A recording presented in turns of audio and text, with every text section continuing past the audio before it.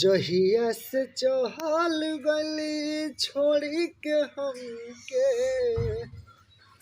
जिंदगी भइलू सुनसान हो जाए चंदा लिया खबरिया जाए चंदा लिया खबरिया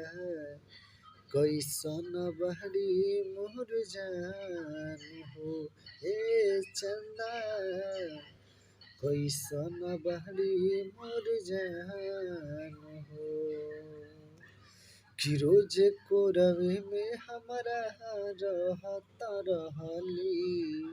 क्षण भर जुदाई न सहता रहली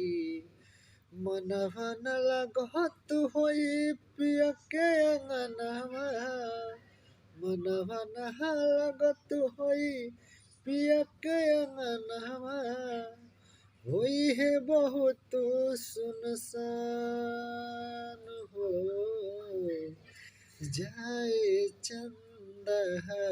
ले अब खबरिया कैसन बहरी मोर जान हो ए चंदा